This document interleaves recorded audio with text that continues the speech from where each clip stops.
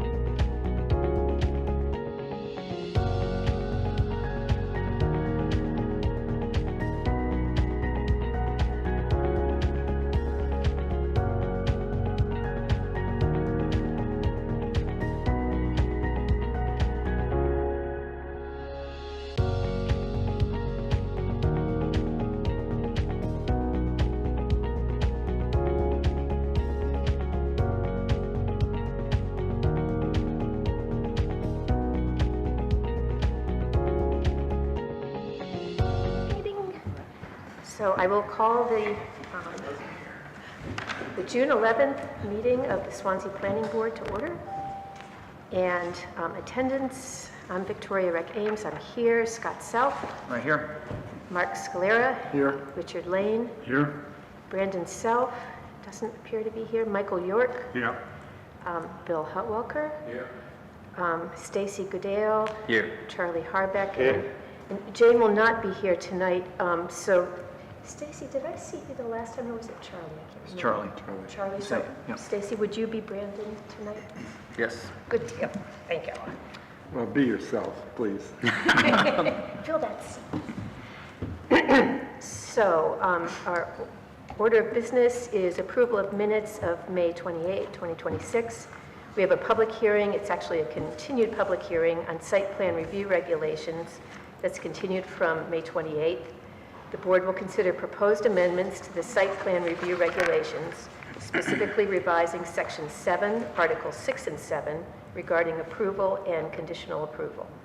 The proposed amendments will change expiration timelines for site plans, define explicit conditions for active and substantial development, and establish clearer language for conditional approvals, among other smaller changes. The fourth item is discussions and other business. We have a continued discussion on excavation permits and a follow-up discussion on our zoning ordinance audit meeting that we held, and then adjournment. All right. So, has everybody had a chance to look at the minutes of May 28th? Yes. I'll make a motion to approve the minutes of May 28th as presented. I'll second them. Discussion? No discussion? All in favor? Aye. Any opposed? Motion carries. I'll abstain. I abstain too. Oh, 2 abstentions. Thank you. 3. Keep you on your toes, Susan. And then our regional impact question. Does anything on the agenda qualify as a development of regional impact requiring notification of neighboring municipalities? I'll make a motion, it does not. I'll second. Did we have a quorum to pass those minutes? Did we have a quorum to pass those We only had minutes? 4. Because Bill abstained, Mark abstained, 1, 2. and Stacy abstained. So we had 1, 2, 3, 4. I think we need 5. All To right. clarify, you can vote on minutes even if you weren't here. Just, That is true, yeah. letting you guys But know. it's up to If one of you guys feels comfortable about voting on the minutes. Thank you. Sure. All right. Sorry, didn't mean to Thank interrupt. you. No, I appreciate it. Keep. All right, so we were, regional impact. And there's We not have a even, motion and a second. Second. There's a second. Is there any discussion about that? All in favor? aye. Any opposed? Motion carries. So I'm going to continue the public hearing, which is the site plan review regulations, which the board will consider proposed amendments to the site plan review regulations, specifically revising Section 7, Articles 6 and 7 regarding approval and conditional approval. The proposed amendments will change expiration timelines for site plans, define explicit conditions for active and substantial development, and establish clear language for conditional approvals, among other smaller changes. So I'm officially opening the public hearing. And the reason we're doing this, we had done a thorough review at the last meeting and discovered a couple of smaller changes that we still wanted to make. One of them is in item 6, approval, letter C. We added the words in the second sentence, the second line. Well, I'll just read it. Site plan approval will expire after a period of 3 years following the date on which the board votes to approve or conditionally approve the application, unless within this 3-year period, active and substantial development has occurred. We added unless and has occurred. And you wanted to talk about that? Yeah, so I wasn't at the last meeting. I did listen to the meeting. I thought we had a vote just a couple months ago for this to be a one-year period. So to see it a 3-year period, and I think, Richard, you questioned that last meeting based on, what's the reason that's 3 years? Are we trying to follow a state regulation? Because I'm not aware of a state regulation that says that this should be a 3-year period. You're confusing two in there, though. We have a 1-year and a 3-year. Okay. I think the 1 year you're thinking of has to do with, yeah, now it's off my head, but it's, Active and substantial? it has to do with meeting the requirements of the condition. Instead of being 3 years, 1 year, they have 1 year to meet the requirements of the conditions. But we had the 3-year on there specifically, and we did take that vote, just like you're saying. Right. And the 3-year has to do with the active and substantial development, as you just said, Victoria, to coincide with that. It's based on a recommendation from Cordell, our legal representative.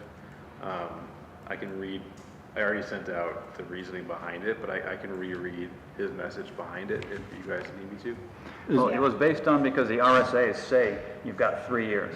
So we were going against that. We have no basically. teeth to enforce less time, essentially. Right.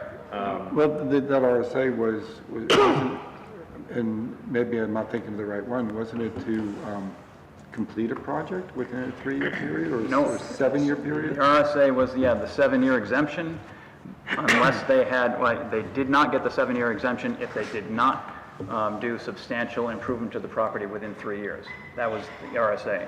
So we had ours to coincide with that, Okay. and that's what this is.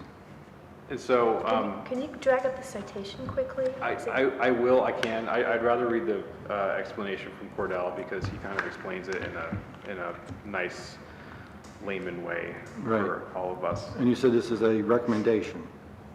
I guess it is, but I really think it would be silly to go against legal recommendation. So technically, Excuse me, how was the question posed to Cordell? I just sent him the draft. I didn't pose any questions. I don't pose I just send him the draft of the site plan review regs, and I have him review it, and that's it. His recommendation. So,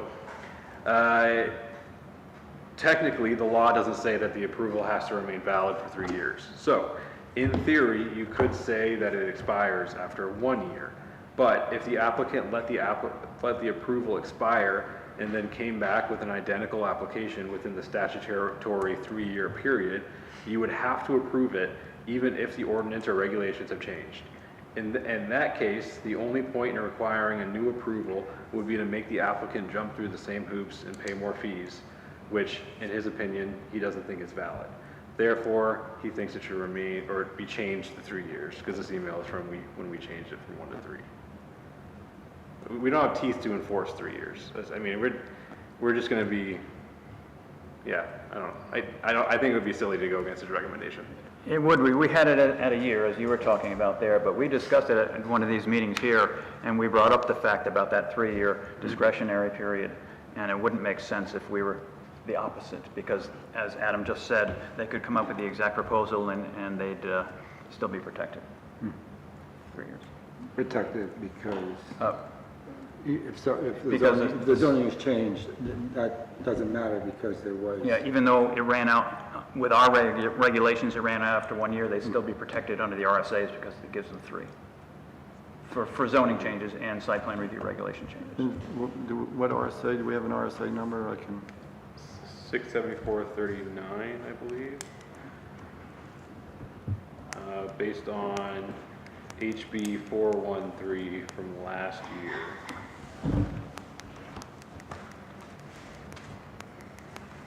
Figure we need something to talk about tonight.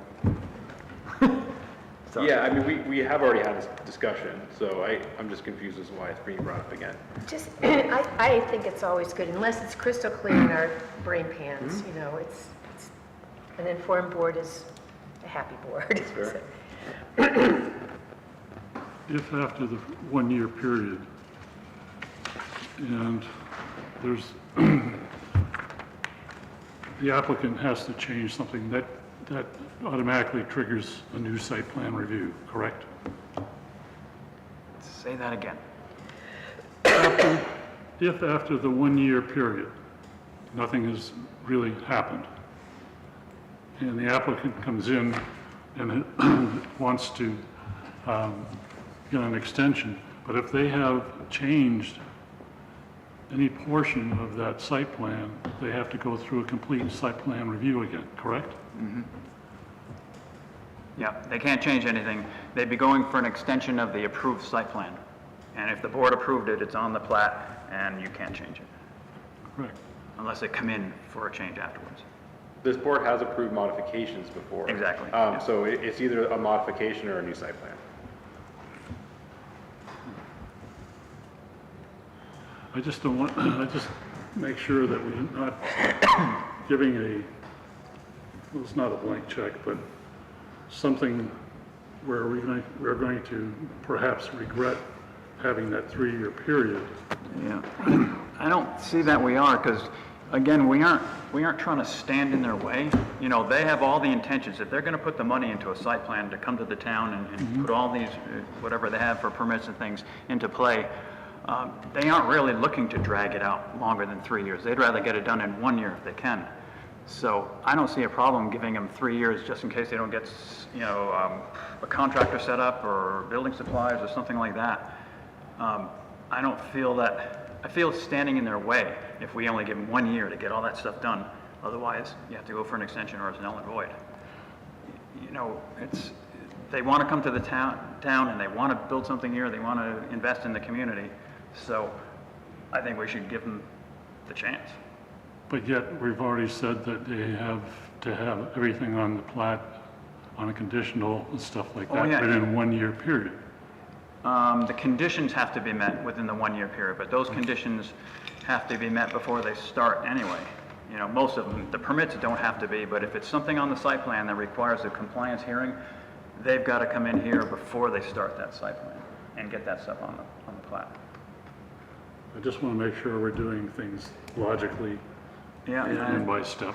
I think we are, you know, I think, Sorry, the 3-year and 1-year split has already been okayed by our legal rep. I mean, he seems like it's a good, he initially wanted 3 and 3, and then I sent him back the new edit after the board voted for a 1 year for conditions. He thought that was okay, so. yeah, I think we're good. I don't know. Anybody else? It's on you. Where this started to make sense for me was when I started imagining lining up subcontractors, you know, which can be really hard to do. It can take a lot of time to get all those ducks in a row. So that's what softened my heart towards the idea. Thank you. Okay, and then the second change from our the last part of our public hearing was, again, under 6 approval, we added a new letter G, which says final approval is granted only after all conditions are met, but the board's vote constitutes a final decision for appeal purposes. And I thought we said under RSA 677-15, but that's, I don't know where we came down. Anyway, consequently, conditional requirements do not need to be met before filing an appeal. Did we want that citation in there? We do. I think we want it in there. I think we had it in there. And I think that we ought to add, you know, the terms approve and disapprove in there. Just to say, and I've got a small change in here, just, I'll read it off. It's the same thing we're saying there, but it just kind of puts it into perspective. It's so that all our board members understand what we're doing in the site plan regulations, and it's that future board members know what's going on and what we're doing, what to expect, and future anybody reading the site plan regulations. So if we read it to say final approval is obtained only after all conditions have been met, the vote to approve or disapprove constitutes a final decision for purposes of appealing the decision under 677-15, not a final approval, then that distinguishes it between a decision and a final approval. That's what we're trying to say, that when the board votes something like that, it's actually a decision. We vote to approve, but it's a decision that we made to approve that, but it's not approved finally until they've met all the conditions of that approval that the planning board put on it. So there's a distinction there, and we just want ourselves to know, and any future board members to know, that that's what that's all about. So that's why I put in there to approve or disapprove, and a final decision for purposes of appealing decision under that RSA. Your fourth word is, you said final approval is, Yeah, let me read this you used again. to say granted, but you said a different word. Final approval is obtained Obtained, only after all conditions have been met. okay. The vote to approve or disapprove constitutes a final decision for purposes of appealing the decision under 67715 or RSA 67715, not a final approval, so that we know this is a difference there. Yeah. I think it just clarifies it. We don't really need to tell them that they don't need to be, we don't need to tell them that the conditional requirements do not need to be met before filing for an appeal, because that kind of says it there, that they can do So that. just strike that second sentence you're saying. Yeah, it's just that there's a difference there, and it's just for that purpose. Using the word obtained feels significant to me, because that, now we're speaking in terms of how the applicant is receiving this information. Well, we can use granted as well. I mean, we had granted, it doesn't Yeah, but I really like matter to me. obtain better. You get this, you obtain your final approval only after. Oh, yeah. It's sort of a different audience for this particular. Right. I thought it read well. That reads well, okay. And But he has more written on his little sheet of He paper. I does. do have more written on Does. this little sheet here, but But we want it all. it doesn't change, it doesn't change the meaning of it. We're in a public hearing. It does not change the meaning of that, so we can continue on through there. It's just clarifying some of the meaning of it, so we could still vote to accept that tonight, right? Good with that. Okay. The rest I have written under there has to do with number 7, conditional approval. All right, and so in that instance, we added, it used to say, well, here, how about if you just tell us what you... And this is what it says right there. Okay. You can just read that into a motion All when we right. get ready, and then I'll just give it to Adam or somebody, and then we'll just, if you want to do that. Yes, so you are seeking to clarify some language that we had that talked about as opposed to conditions that do not require a compliance hearing. Oh, number 7 you're talking about. I thought we were still on number G. No, We're on number 7. yeah. Yeah, okay, I'll read that out there. You got it. Because it's confusing. In conditional approval, we have, as it states now, we have, if an application is approved subject to conditions, the decision will state which conditions, if any, must be satisfied to obtain final approval of the application. Conditions precedent, as opposed to conditions that do not require a compliance hearing. But it sounds almost like you don't have to meet some conditions before you get the approval. In that sentence there, it says, the decision will state which conditions, if any, must be satisfied to obtain final approval. That almost implies that you might not have to comply with some of those conditions to get your final approval. But that's not what we're trying to tell them. That's not what we're saying, yeah. So I reworded it a bit here, and it's under conditional approval 7, and it would say, if an application is approved subject to conditions, the decision will state which, if any, require a compliance hearing conditions precedent, as opposed to conditions that do not require a compliance hearing, conditions subsequent. That's all we're trying to tell them, is that some conditions require a public hearing, some do not, but you still have to meet those conditions in order to get your final approval.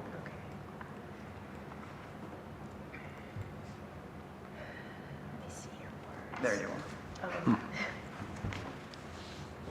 As opposed to conditions, could we say as opposed to those conditions that do not require a compliance hearing? That's fine, yeah, because kind it's of not changing the sets it meaning. up, It's the yeah. same, we're just clarifying, it's the same meaning of that paragraph. But it just, State which, if any, require. So you're taking out the first instance of the word conditions. Conditions, The decision will state which, if any. Got yeah, it, we're got it, taking got it, that out though, yes, yeah. Yes. Because you don't want Yes. to, yeah, that's the confusing part of it there. Which, if any, must be satisfied to obtain final approval of the application. But they all have to be satisfied. Yes.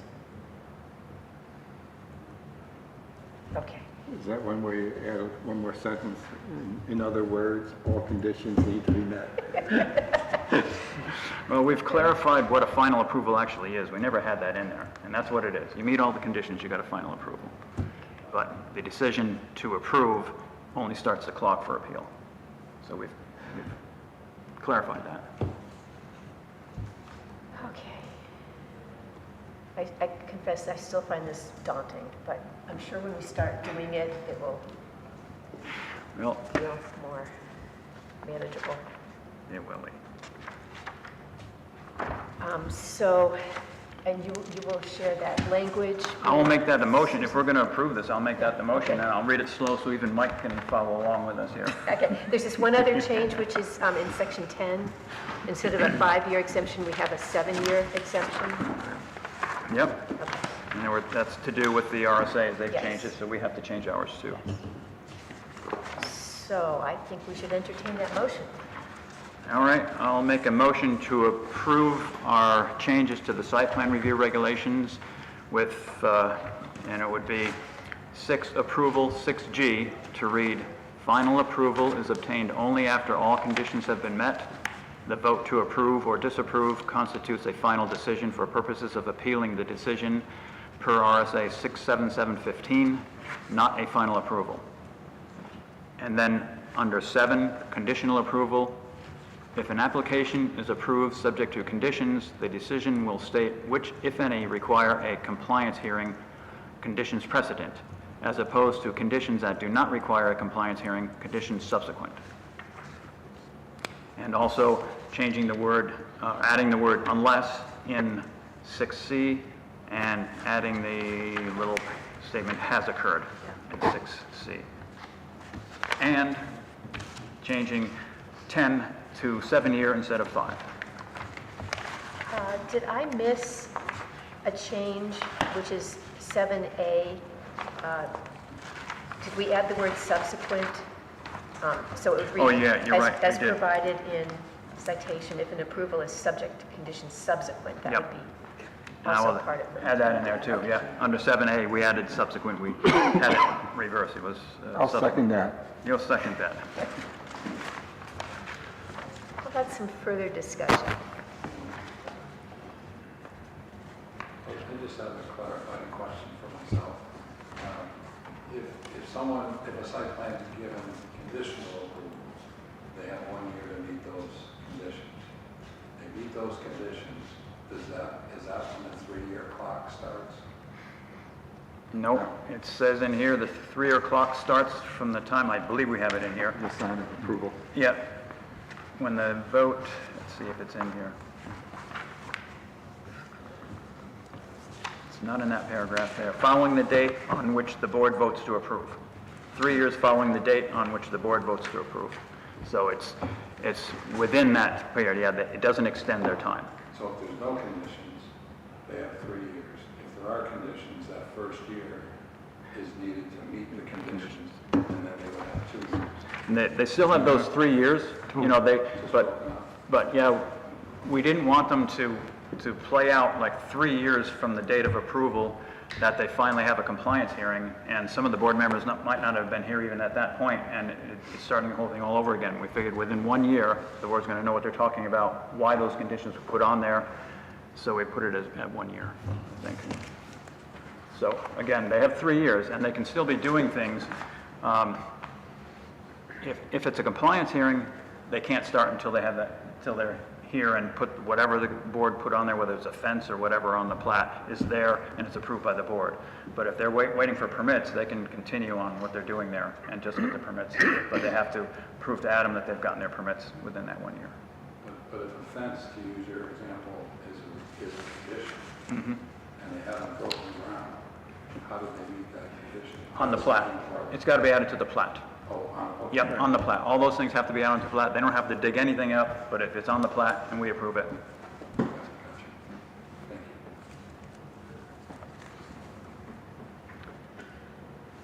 you. Okay, we had a motion, we had a second, we had a clarifying question. Is there any other discussion? Ready to vote? All in favor? Aye. Any opposed?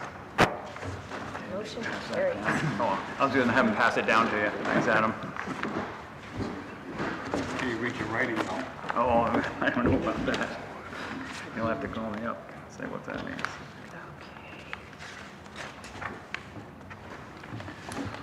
Okay. So next we have a discussion on excavation. And most of you heard, we introduced this idea at our last meeting, but wanted to have everybody here, so. Now It's that the we have- same thing. It's the Okay, same. Same yeah. thing, okay. Do you still have the copy of that? It's probably not, it's probably somewhere.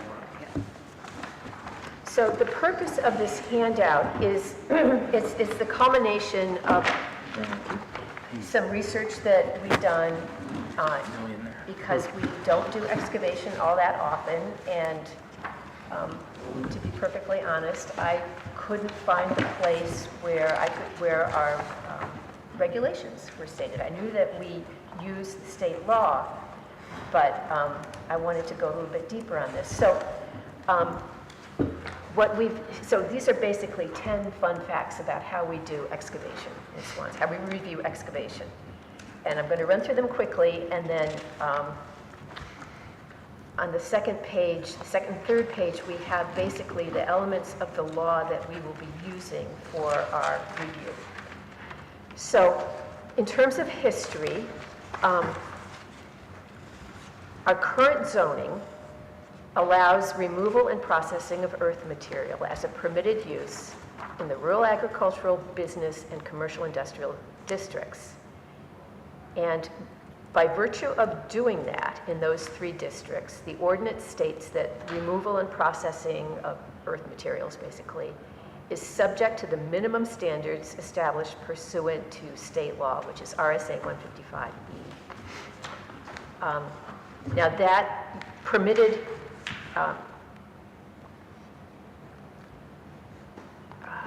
the language that created that use as a special exception in those 3 districts was adopted by town meeting vote in March of 2000. Okay, so that's how that got into our zoning. Does that include the village business districts? No. Okay. No. Predates that time. So then, and prior to that, in June of 91, the planning board approved adopting RSA 155E, the state law, that establishes the planning board as the town entity that has regulatory authority over removal and processing of earth material. So at that point, we officially designated the planning board as the entity that makes decisions regarding excavation. So as a result of these first 3 points, we have duly adopted the minimum standards of RSA 155E into our zoning by reference. Okay, so that means we have a zoning ordinance that is built into our zoning already. That state law, I'm down at number 5, 155E, defines the planning board as the town's regulator of excavation.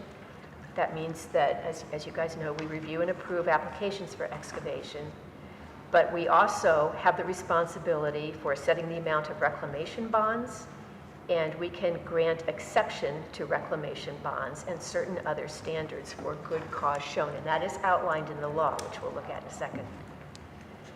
So if we wanted to, and we might want to think about this as we're doing the zoning audit, we could recommend to town meeting, the planning board could recommend to town meeting a zoning amendment that would make our current standards for excavation more stringent, or we could refine the language, which we could deal with exemptions. But we'd have to do that by town vote as we do with any other change to zoning. So there had been some talk, number 7, that the planning board could or should require that submission of applications for excavation permits be executed to the standards that you have to meet if you're applying for an alteration of terrain permit. Now, it seems logical that we would consider that kind of thing because many of our excavators have to get an AOT permit anyway. So since they're doing that, they can give us an application to a higher standard. But we can't require that they do that unless we change our zoning ordinance. And then number 8, this talks about how you trigger an alteration of terrain permit. And generally, it has to do with, over a 10-year period, moving cumulatively over 100,000 square feet of terrain. And there are, as you probably know, there's more stringent requirements when there are earth-moving activities near water, standing or moving water, including wetlands. And then number 9, interestingly, RSA 155E doesn't talk about any kind of permit renewal schedule. That's left entirely up to the planning board. In the past, in recent years, we've been on a 5-year cycle for reviewing excavation permits, and that came about because we figured we'd be on the same 5-year cycle that the state requires for AOT permits. And then finally, there has always been an application fee for excavation permits, and it's up to the planning board to set the amount of the excavation, or the application fee. Now, most of this is the result of talking it through with Scott. So Scott, do you have other things to add to this that amplify or clarify? No, other than the fact that the reason we have the 155E is because the state decided to, they pulled apart the different types of excavations because towns were zoning, back then I guess, towns were zoning excavation permits, or not even permits, excavation sites, zoning them out of their towns. So the state wanted to make sure that they had ample supply for road building materials and things like that. So some of the town regulations were going over top of the state regulations. So the state took it and tore it in two. They reserved the right for to regulate the mining of minerals and cut stones and things like that to the state. They had that regulatory authority, and they gave the the excavation of fill, sand, gravel, and those types of things totally over to the towns with a set of minimum regulations so that the towns could regulate it. But they didn't want the towns over-regulating the removal of sand and gravel just because of the building of roads and things like that. And that's why they, and it all has to do with zoning, for sure. It all has to do with the ones that were grandfathered in, like they talk about in the RSAs, those, they set that up to make sure that the towns couldn't push those existing gravel producers out of the picture with their own zoning there. They could come in and they did not have to, they had to comply with the minimum regulations of 155E, but the towns couldn't stop them from doing it, which was the reason they had that whole long grandfather clause in there. But other than that, they left it all up to us. You know, it's not really, the state has nothing to do really with us regulating the removal of the sand and gravel and clay and things out of there, other than the fact that we set up or adopt their regulations to do it. We didn't have to adopt their regulations. We can still allow it in town with no regulations at all if we wanted to, but they gave us a guideline to do it with. So that's where we're at. That's pretty much just sand, gravel, dirt, Yeah, clay, rare earth. Those types of Rare things. earth stuff is different. Right? yeah, mining and cut products like cut stone and things like that, that's under the state's purview. Okay. The towns can't regulate it. So what struck me here as you were reading this was, Victoria was reading it. I almost forgot my wife's name. Is number 8, 1,000 square feet, and we're talking about surface area there. That's, you know, well over 2 acres, and that's significant. And that's cumulative too. Yeah. You know, it can be over several, but it's got to be contiguous. I'm pretty sure it's in there. Yes, that's clearly It does, stated, yeah. yeah. Yeah, so a significant amount of surface area. Now, I have to say, part of this that seemed kind of, I don't know, this did not seem like a lively topic to me until I talked about it with Scott. But one of just the quirkiness that we have an ordinance that's part of our zoning by reference. You know, I don't think, is there any other, do we handle any other? We do. I can't think of anything off the top of my head, but we do reference RSAs in there, and it becomes, you know, Effectively an ordinance. does, yeah. Built If- into our if you reference zoning it, ordinance. yeah. Yeah. So I just hadn't thought about it that way, and that seemed. wonderful. Saves writing it all down, you know, we'd have an ordinance like that thick. Yeah. But I tend to think of an ordinance as a separate item. Oh, you know? from the regulations. you're Yeah, talking yeah, about. freestanding. So what I'd like to do, unless anybody has any other comments about this, I'd like to just quickly run through what we need to be thinking about when we receive an excavation permit. And it seems pretty straightforward.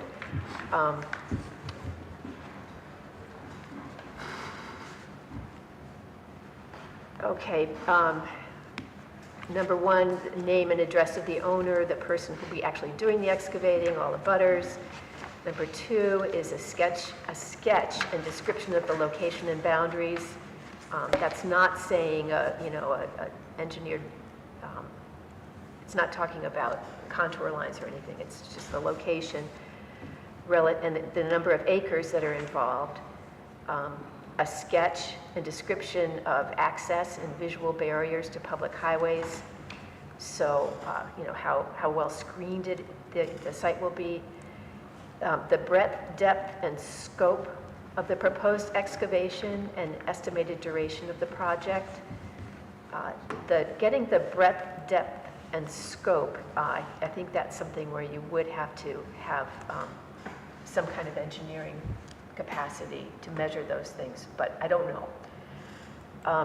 The elevation of the highest annual average groundwater table within or next to, and again, that's clearly to protect the state's water. And then a plan for reclamation of the area. And then there's some description of the elements that need to be in the reclamation plan. So effects of the proposed excavation on soil, surface water, groundwater, vegetation, overburden, and so forth. And then an environmental protection element here, which is 7A, specific actions to be taken by the applicant relative to fuel and chemical handling and storage, dust control, traffic, noise control, abatement. And then anything else that the regulators or the planning board may deem necessary. Now, in addition to these things, there also is some leeway that the planning board is allowed.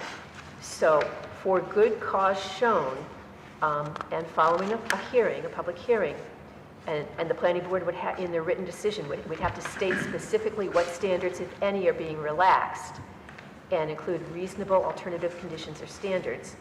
But we can offer relief in terms of minimum and expressed operational standards, which include topics such as excavation below road level, excavation within stated distances from a disapproving abutter and/or existing dwelling, excavation within stated distances from standing and moving water and larger wetlands, maintenance of vegetation, drainage, storage of toxic or polluting materials, fencing off steep slopes, and requiring a reclamation bond. Now, that last one is significant. And then under 155E5, there are minimum and express reclamation standards, and that has to do with restoring vegetation, what the excavator, the process is doing, with removal of earth and vegetative debris, how slopes will be finished graded, eliminating standing water during the time that the operation is going on, and restoring drainage. And then the last area where we have flexibility is 155E5A, which calls for incremental reclamation of excavated areas that are of 5 or more contiguous acres. So all this to say, without a specific application in front of us, our task is pretty clear-cut, and the exceptions are also clear-cut. So we do have a fair amount of flexibility in certain areas. Words of wisdom? You covered it. That's, that explains it all, because without it being written in the ordinance, nobody gets a chance to read it really unless you read it in the RSA's. So that pretty much, you've got it outlined out pretty well there, I think. My problem with the ordinance, or the statute, is that the print is very small. So, now, there is one other thing I'd like to address, and this, I don't want to talk about any specific applications, but I do think we need to consider that in terms of grandfathered permits, okay, there is, under 155E2, there are some notes to decisions. And this was written in 1989, and a case was brought, Wolfboro Planning Board brought a case versus Smith, okay? And the finding of that decision was that a party who desires to continue excavation operations without a permit under the grandfather clause exemption must meet a three-pronged test. This is on page, if you want to consult your hymnal, it's 137. And the three prongs are that the person who's doing the excavation must prove that excavation activities were being actively pursued when the law became effective. Second, he must prove that the area he desires to excavate was clearly intended to be excavated as measured by objective manifestations and not by subjective intent. And third, he must prove that the continued operations will not have a substantially different and adverse impact on the neighborhood. So, and then at the same time, there was another notice of decision which states that the municipality requesting that an excavation permit be obtained need only prove that excavations are ongoing and that no permit has been granted. Upon this showing, the burden of proof shifts to the party desiring to continue excavation operations without a permit under the grandfather clause exception to meet the three-pronged test. And the only other thing I'd kind of like your opinion, or I'd like planning board discussion on this, which is that in the middle of page 136, item D, and this is again talking about grandfathered excavations. Item D says the owners or operators of an existing excavation area for which no permit has been obtained under this chapter shall file a report with the local regulator, that would be us, and we've talked about this report. But the report has to be filed within 1 year after receiving written notice of this requirement from the regulator. And so I think we would have to be very clear that we had actually, the planning board back in the day, had actually provided written notice of this requirement. And I'd like your take on that, Scott. What do you think about that? Yeah, sometimes it's hard to find that information, in town hall, as Adam already knows, and looking through scores and scores of file cabinets to find that if that was ever done. You can't really prove if it was done or if it wasn't done, or you'd have to prove by a copy of it. But they also have in there that it says, in no case later than 2 years following August 4th, 1989. So in our case, if we didn't adopt it until 1991, it would be impossible for them to file something 2 years following because they'd have no one to file it to. Oh, interesting. The hard date is August 4th, 1991 for the excavation report. That's the hard date? Where is that? It is in the RSA. I'm not going to dig through it. Okay. But it has been confirmed again by Cordell. Because I ran all of this through Cordell before I sent any official communication out. So excavation report, and then that. Can you say that again now?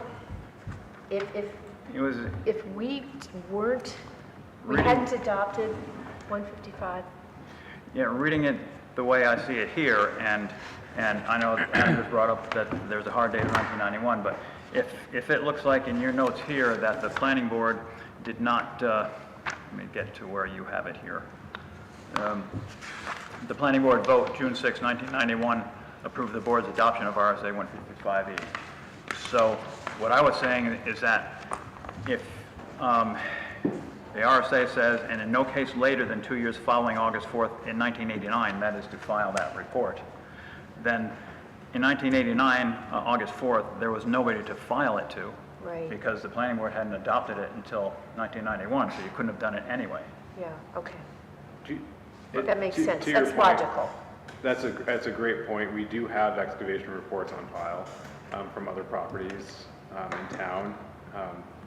So this requirement was known to, I would say, the majority of excavation projects. And it's possible it was known to everybody, but the document might have been lost. I don't know. Yeah, who knows? But that was just the point I was bringing up about the 2 days didn't The timing, coincide with one yeah. another. Yeah. Yeah, no, that's a good point. So, So there we have it. there we have it. And without getting into particulars, Yeah. that might be as far as we can go. I think it is, but I just want to make sure that everybody, I don't know, I think it's kind of wonderful. Interesting, it's much more interesting. Yeah, more interesting, Yeah. and we know a lot more about it now, I think, than we did a few weeks ago. So in number 2, we talked about the number of acres. Should that be square feet? Number 2, This oh, Yeah. I don't want to interrupt you on a roll. oh. That's how far back I was. I Number skipped 2 says the number of acres. acres, yeah. Well, this is the exact language from the statute. It Yeah. is, Yeah, okay. so we have to stick with acres. Okay. But we could also put in parentheses how many square feet, if it's the same. you Or know, fractional acres, Yeah, whatever. yep. And then I'm not sure, I'm just going to ask this question, but, I mean, somebody might be leveling their lawn. Is that excavating, or is that landscaping? These are commercial operations, commercial okay? operations. And just, Scott's laughing at me, he's smirking. It was good to get him to smirk. I do that once in a while. anybody who's applying for one of these permits also is applying an intent to excavate permit every year, which means that they're paying taxes on the amount of earth material that's being sold off of their land. So unless you are planning to sell a fairly significant amount of sand and gravel, probably not so much. I wasn't talking for me. I never know what you're up to. Any other questions? Is the board going to be discussing compliance timelines tonight? That was on the agenda. And if not, then I do need a date on when the board will be discussing that. This is in regard to one Mr. John- specific person, Mr. isn't it? Johnson's property. Yeah, so it's not fair to them if we're going to be discussing compliance with that, that's a particular person there that we haven't notified them that we're going to be doing it, in my opinion. Yeah, I feel strongly about that. I would like to, if you're thinking about the Johnson pit, I would like to invite them to our next meeting. I just wanted to make sure the board is on the same page, so we don't have to Okay. go through all that when they're They here. could have been at this meeting, I guess, so I guess I thought I was clear in that I wanted to discuss this tonight. Well, but we can't do that without them here. Okay, I mean, you can offer an opinion, and then that, I can take that to Emily, at least, just so we're yeah. not keeping them out of the loop for so Yeah, long. I really don't feel comfortable discussing an application without the applicant in front of us. It's not an application, it's a decision It's of a the planning board. request, it's a request, yeah. Right, so, Hold the board, see Okay. what the board thinks. Hold the board. Start here. How do you feel? Should we discuss a compliance period for the Johnson pit without, So Mike Johnson this being this present. was our last meeting. we haven't, actually, I'm not sure you're up to speed enough. I mean, I did listen to the meeting, Yeah. right? So this is where they let their permit expire? The situation with the Johnson permit is that Mr. Johnson has been under the impression that it was grandfathered. They received a letter asking them to file a permit because there is no evidence in town hall, or nor could they find any evidence in their house that the permit, that there is there's no evidence of the report that's required to what's Just the to word? trigger that report, right? To prove that the pit is indeed grandfathered.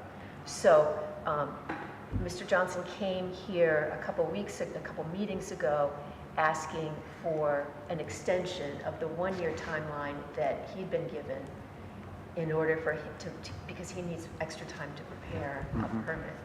That 1 year was insufficient because the permit, the estimate for the cost of a permit is on the order of $10,000. And so he was asking for extra time to save up that amount of money, basically. All right, so what are we pulling? Do we want to make a decision on extending the time frame of that 1 year to some set amount of time without Mr. Johnson being present?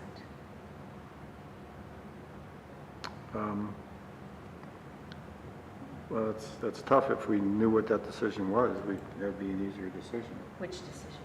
whether or not we can extend it a longer period of time. We can. Okay. That's the board. It's the board's prerogative. It's the board's decision. I offered an 18 to 24 month timeline instead of a 12-month timeline of compliance. I would say 18 to 24 month timeline is reasonable, based on what I heard. That wasn't the question. I Yeah. know. Yes, Yes, what? yes, I'm okay with discussing it. Wait. The question is, do we defer discussion until we have the applicant in front of us? Or do we arrive at a timeline right now without the applicant in front of us? I'm okay with arriving at a timeline tonight Okay. without the applicant being here. If we're going around the room, I feel that we should have the applicant in front of us. Scott? I feel the same way. It's not fair if they aren't here. Yeah, I'm uncomfortable making any decision without him being here. Same here. I think we need to solidify the, what's the word I want? The ability of the individual to have some leeway, you know, and that needs to be discussed with everybody here. So I would say wait. Stacy? I need clarity. Are we making a standard or are we talking about a specific? We're talking about a specific. Then they should probably be here, right? They should be here. Okay. I wish I would have known because then I would have had them here. Well, I thought I was clear that I wanted to discuss this, so I'll have them here by the next meeting. okay. I took it as we were having a discussion about a standard. Yeah, okay, so that's fair. Which can should still- happen. We don't need to make a decision, but talking about it just to update Emily maybe on timelines Yeah. might be helpful. Oh, for sure. No, I would very much like to have them here next time, but, Wait, what information can they provide that you're uncomfortable? I just need some clarity on why the discussion needs to be had. I can't read their minds. You know, they may have more information that we're not aware of, that, you know, extenuating circumstances and whatnot that we're just not aware of. I think, you know, we would treat any applicant that way. I think so. I mean, they were here a few weeks ago, and I thought that provided all the information that we needed. It might have, but I think at that point, the board wasn't as clear as they are tonight as Right. to exactly what the role of the board is, that we do have the ability to, I mean, officially, we can set any timeline we choose to, because we're the regulators. So the request when Mr. Johnson was here at the prior meeting was a 5-year extension. Yes. Yes. So we can do as we see fit. But Okay. I would really like them to be part of it. I think part of the confusion right now is in that meeting with Mr. Johnson, I believe you were stating that you wanted to have pretty much an ironclad statement, that no one is going to be allowed to go over a 1-year period or what have you. And we didn't have any remedies in place for them to generate the income in order to pay for. I didn't say anything ironclad. I didn't say anything to that nature, actually. I thought I was being pretty reasonable with a 1-year extension. Typically, a town would just tell them they can't operate until they do it. So I was mistaken clearly that a year was enough time, and I understand that. So the board, it's under the board's purview to extend that timeline.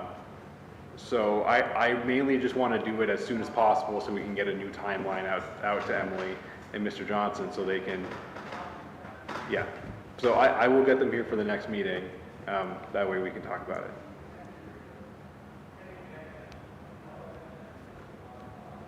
So the 25th, it'll be after, we have a public hearing, but it'll be after that. I'll put it on the first item under other business. Ask a question. If the document that was referred to by Scott and by you from 1989, 1990, if that was on file, would you be having this discussion? No. No. So at what point does common sense come into play? Tell me what you mean by that. There's absolutely no one at this table that's lived here for more than 10 years that can't state that facility's been in operation every week, every year. So why doesn't? Yeah, I've got to stop because I want to hear everything you have to say, but I really want them to be present for that, okay? I think I understand your question, though. They had to be in operation and they need an excavation report. So it's two separate No, I facets. understand. I'm just saying that the document can't be found. That doesn't mean it doesn't exist. Get into that the Or next didn't meeting. exist. Mhm. I'm sorry. We'll get into that in the next meeting, yeah, when we have them here. Yeah, so come back, Sure. next meeting. Hopefully some people. Okay, any other thoughts on excavation? Good to go? All right, and then our next item is looking at zoning audit. And I have, what do I have here? What I'd like to do with this is I've got some comments, basically my thoughts have to do with policy and content. So, so what I'm going to do, I'm just going to talk about my ideas about policy and then ask for board input and then do the same for content. So,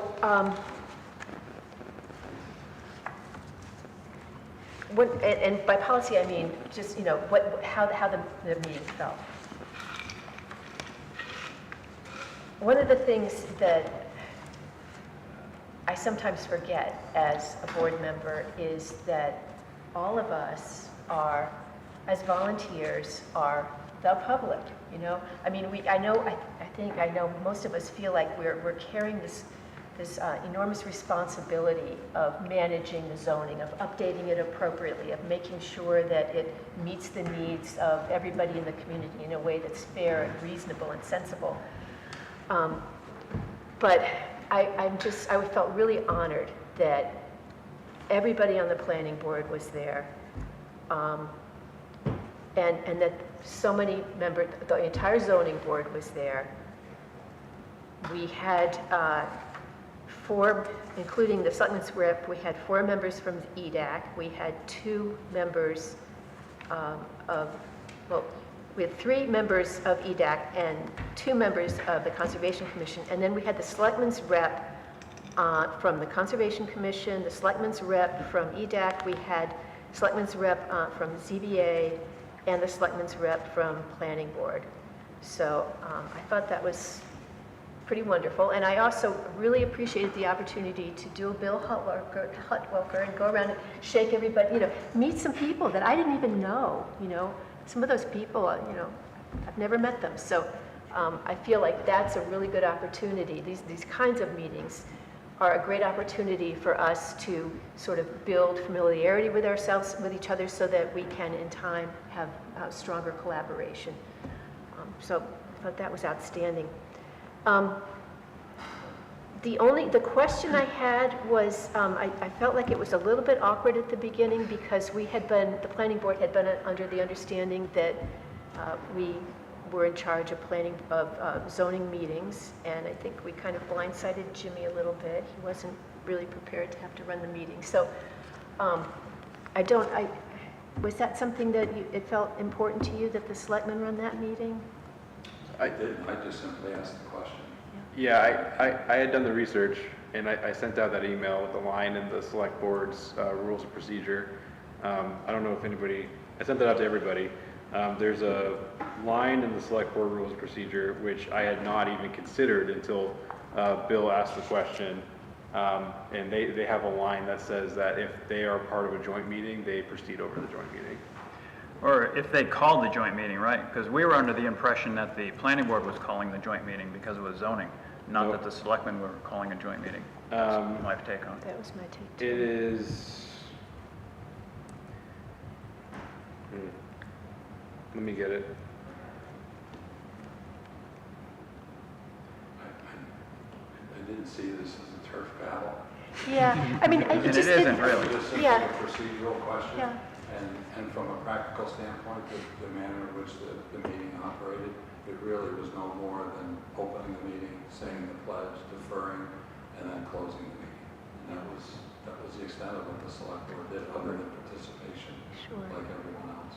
So Yeah. I apologize, it was not my intent to Yeah. create any uncertainty. Well, it just felt a little awkward to me because we had been thinking right along that this, we're the stewards of the zoning, and I also felt a little, I'm always conscious of, how other people are perceiving the situation, and there's some, it just felt unclear to me, So the line in the rules procedure states, joint meetings of the Board of Selectmen and other boards or commissions of the town shall be presided over by the chairman of the Board of Selectmen, which I was almost positive the planning board would be chairing the meeting, but then Bill had asked the question, and so I double checked everywhere I could. The one place I hadn't checked was the Board of Selectmen rules procedure, so I dug around in there, I found it. Unless they change their rules of procedure, there's really nothing we can do about it. Bring it to the board. Bring it to the board. I'm sure the board would be happy that we consider. That would be a reasonable change, in my opinion. Well, it seems to me, I mean, what Scott was saying, if it's one thing if the selectmen call the meeting, it's another thing if, I felt like the role of all the selectmen who were there, with one exception, thank you for coming, where everybody was also, an ex officio member of one of the committees, one of the 4 original committees. So, long way from the heart, as we say. But I think for the next meeting, I think I would much rather, and if the board concurs on this, I would rather that the planning board manage the meeting. If they can change their rules of procedure in that amount of time, That would be required. yes, it would be required. So they would need to amend their rules of procedure it's a good amendment. We're having it in September, that's enough time to change it. But they would have to change that in order for that to happen. Have that public hearing. All right. But seriously, follow Adam's guidance. Yeah, it shouldn't be that arduous, I don't think. It's only interpretation. So that's policy stuff. And then in terms of content, I'd like to hear what other people have to say on, what we talked about. For me, I was tickled to have Jay immediately talk about the zoning map, which I've always felt like it would be really nice to have it built into our zoning. So other thoughts? I think it's kind of early to tell because, what we're talking about is the reorganization, and I think it'll be clear to us when we see it, but talking about it is still a little vague. I think I brought it up then too, and the same thing, just to see what Sarah has in mind for organizing it, because it may or may not be easier to use that way. That the whole purpose is to get it easier to use for us and anyone else out in the public, which mainly is probably for us and town committees and stuff, to be able to find stuff we want and just to logically go through it rather than having to shift back and forth in different places in there that we're trying to do. So, yeah, I think it's too early for me to tell anyways. Yeah, I concur. you know, we can pick up what they're doing, but it's abstract until you see it, right? And like I said, you know, we'll be more critical, more involved when we see it, when we have, you know, a straw man document in front of us. That's when we start picking it apart. That's what we usually do. And we're so good at that. Well, as someone who's seen numerous ordinances, one of the things I used to suggest to Sarah Carpenter was that we have a table of uses. And to know that's coming in is a real benefit for anyone, including board members, just to be able to refer to a centralized table, the dimensional requirements and performance and uses. That alone will make your lives and everything's much easier. And the GIS system is one that has that zoning layer to it. And I agree with you with the map. Many towns don't include the map, but the towns that do include the map, it's all right there. Makes it much simpler. Yeah, I think the reason for not including it was good though, because then it would have to be amended every warrant article by a vote, and that would be tough. Every subdivision, every rezone, if we included it in the ordinance, it would have to be voted on. Oh, I see. You're saying the map should not be part of it? No. Because of that reason? Because of that, yeah. that It's just too tough every Yeah. year, having a set of Every them. time you would have to do it, yeah. Yeah. Understand the want. But still include it, it's just not a part of our zoning. We're going to include it, Yeah. say in the booklet there, but it's not. It's going to be right under, so there's going to be a link to the ordinance, and then right under the link to the ordinance is going to be a link to the GIS. And then right under that is going to be a one-page instruction document on how to navigate the GIS. And then to the right of that, it'll be like a 1 to 2 minute instructional video on how to navigate the GIS. Great. Should be pretty central to one, because right now you're jumping around like 5 different web pages, and it's really Yeah. frustrating and it's really annoying to find all the information. So how do we update, when there is a zoning change that should appear on the map, do we update the map every year with that zoning change? So the big map that's on the wall at Town Yeah. Hall, that is the updated map? Allegedly, there's some problems. So we're fixing it. We're so in the middle of fixing that map. There are 3 problems currently. One, there are some areas of the official map that are colored wrong. Don't know how it happened, but when we got the official map, it was wrong.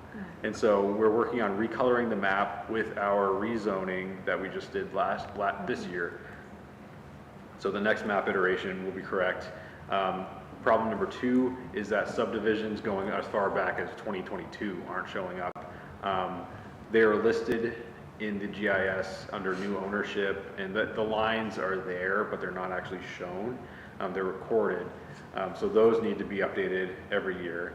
Now, is that a tax parcel map or a zoning issue? I don't understand. It's both. So the zoning map has to show the current tax parcels? Is that I think is that the deal? Oh, does it not? It might not. I'm thinking about something else. Yeah, I'm not sure it would have to.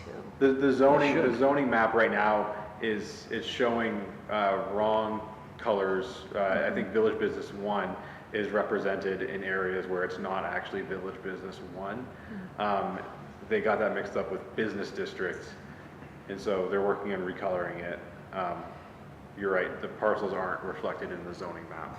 But it should show them, because you want to know. You wanna know. If you're part, I Yeah. use this one here, I think the parcels are in, yeah, they're listed in this one here. This is an older one here.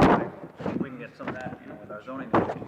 You got to see, oh, that's my piece right there? Yeah, I know where I am, Yeah. so it should be there. It's But- just, the subdivisions take a long time to show up. So, but when you say the subdivisions take a long time, that's the tax parcel information, right? Yeah, It takes a but- while to get those put into the new town tax parcel maps. Yep. Yeah, it's like once a year that happens, right? Now I'm pulling up the zoning map just to see, the parcels are on here. Okay. Yeah, they're right there. They're not numbered, but they are Yeah, outlined. the shapes are there. So that needs to be updated. Yeah. Too much information to show in the ordinance. It'll be a link underneath the ordinance. You said there was 3? housing, we did a lot of changes. Another one will take Oh, yeah. longer to fix. Yeah, I know. The This is an split outdated zoning one for sure, yeah. on 26 years many ago. parcels in It's still Swansea, real handy which to have at the beginning I'm not a of fan the of, but we're not going to discuss it anytime soon because we have such a big job ahead of us this year. Okay, we're done with that topic? I just have one tiny piece of other business, and that has to do with, this is really trivial. I'm sorry, Victoria, just really quick, if anybody has anything for Sarah, please email me and I can send it her way. She wants me to be the contact for this, so if you have any items you want me to bring to her attention, send it to me, I'll send it out to her the same day. That way we can address it before our next meeting. So any items at all, send it my way, and I'll get it sent over to her before our next meeting. Thank you. Before we leave this too, we should talk about September 17th, if that's the date that was kicked around. We should get consensus from the board as to whether that's a good time to meet. Have another joint meeting on September 17th. As long as it's September.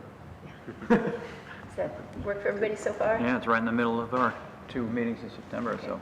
All right, so it looks like we're good on that. I'll send out an email 17th, tomorrow, 17th. that way, yeah, so I'll send out an email that tags everybody, and if a really low amount of people 17th of July, respond yes, then we'll have to change it. Yeah. I bet it'll be okay, because Yeah. we'll be back from vacation and whatnot. Yep.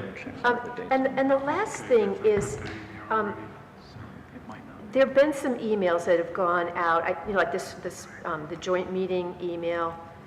I don't know who's getting the emails. Yep. Okay, and I just wonder if there's a way to, I understand that you don't want, reply alls and whatnot, but if you could somehow indicate when one of the groups that's receiving the email is the entire planning board, and you could do it in the salutation, or you could do it somehow in the address line. Yep, But I can do that. So whenever I send out communication if you think it's just you, it's usually not just you.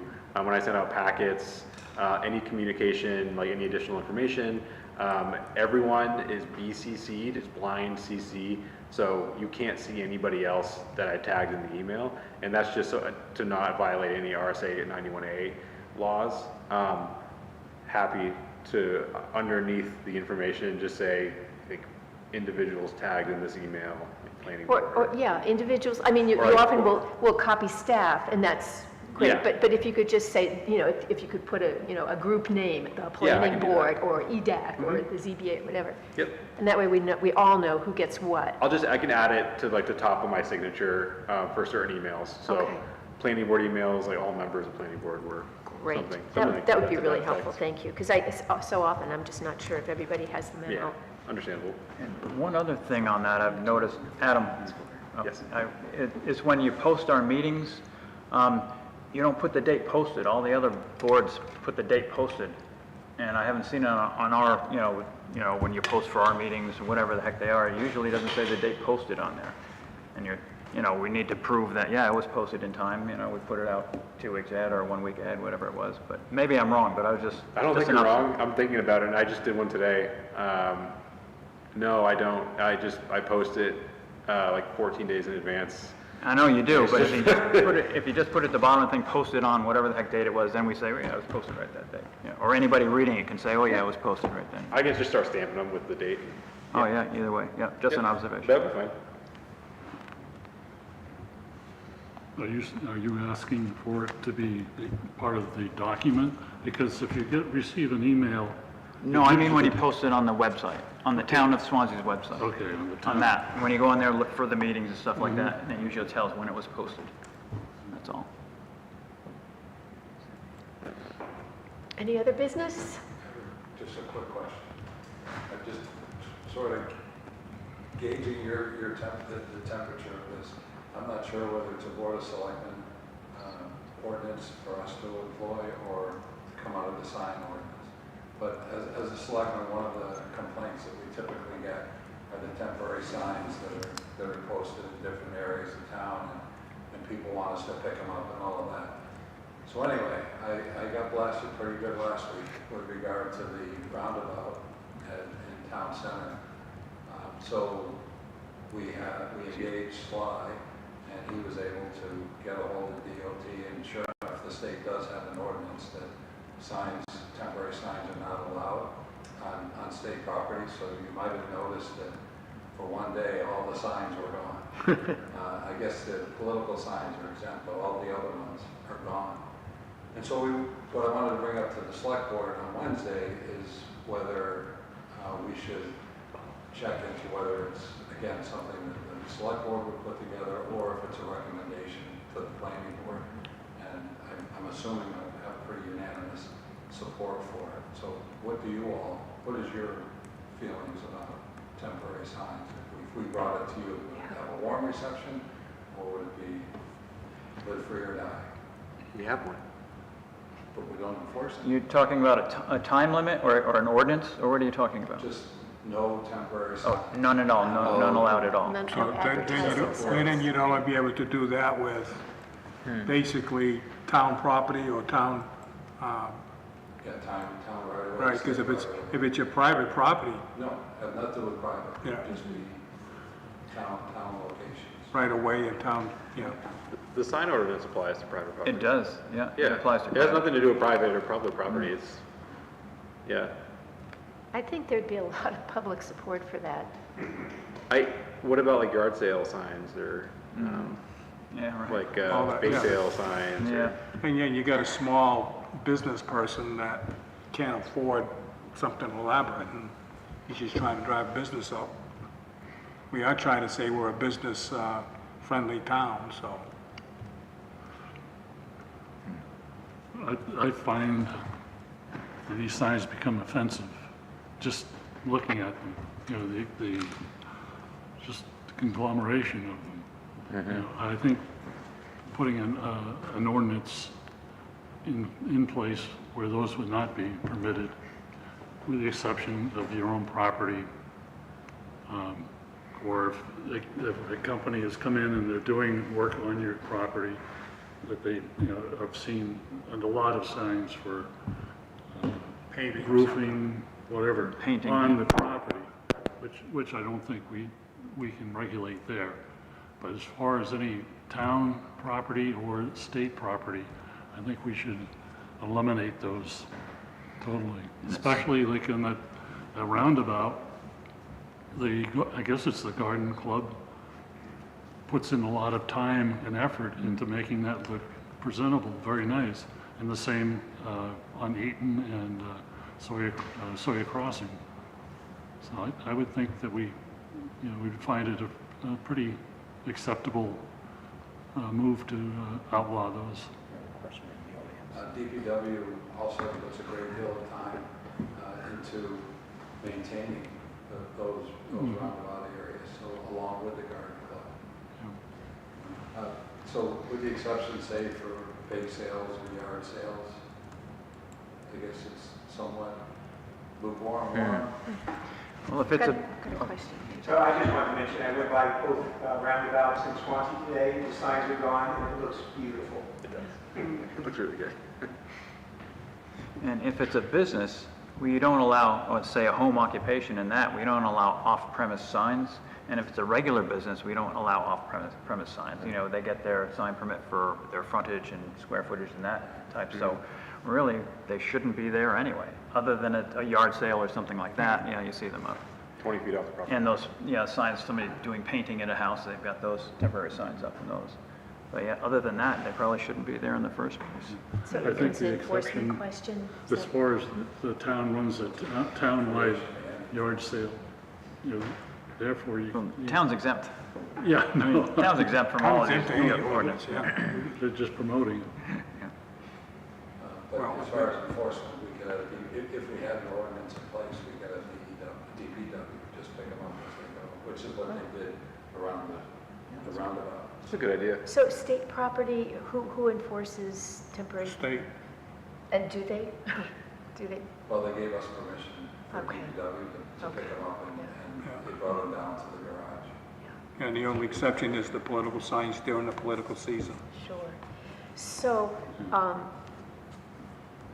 I guess the message then is if your business has posted a temporary sign, you can retrieve that sign from the town garage.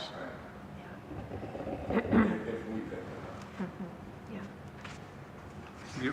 Doing an ordinance through the select board would be the quicker way to do it. If we did something, we'd have to go through town meeting because we'd have to make it a zoning ordinance, which means we'd have to have the public hearings and then, It still does. I'm It's all right. pretty sure any ordinance like that has to come through the planning board with a public hearing. It's already in the zoning ordinance anyway, so we'd have to Yeah, amend it. I was just looking to see what, about temporary signs. So, town meeting regardless.